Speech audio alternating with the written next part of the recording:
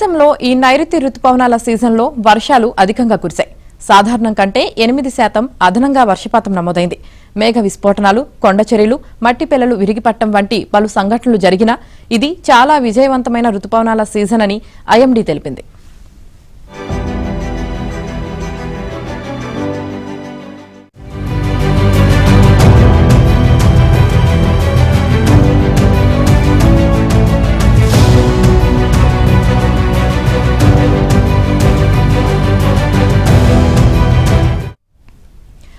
జూన్లో 8.9%, జూలైలో 4.8%, ఆగస్టులో 5.2%, సెప్టెంబర్లో 15.3% అధికంగా వర్షాలు కురిశాయి.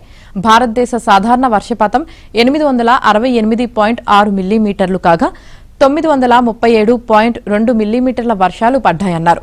తూర్పు, ఈశాన్య భారతంలో సాధారణం కంటే తక్కువ వర్షపాతం నమోదైంది.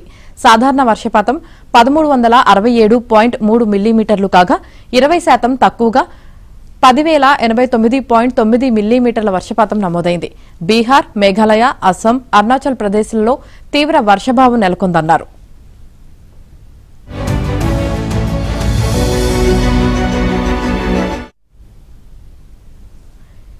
ఈ ఏడాది నైరుతి సీజన్లో అనేక అసమానతలు చోటు చేసుకున్నాయి. కొన్ని చోట్ల కుంభవృష్టి వర్షాలతో అపార నష్టం వాటిల్లగా మరికొన్ని చోట్ల దుర్భిక్షం నెలకొంది. ఇంకొన్ని చోట్ల రోజుల తరబడి పొడి వాతావరణం కొనసాగింది. ప్రపంచంలోనే అత్యధిక వర్షపాతం నమోదయ్యే చిరుపుంజిలో ఈ ఏడాది అనేక రోజులు వర్షభావం కొనసాగింది. మహారాష్ట్రలోని పూణే జిల్లాలో సహ్యాద్రి పర్వత ప్రాంతాలకు చెందిన తమన్హి ఘాట్లో 9,194 మిల్లీమీటర్ల వర్షపాతం కురవడంతో కొత్త రికార్డు నమోదైంది.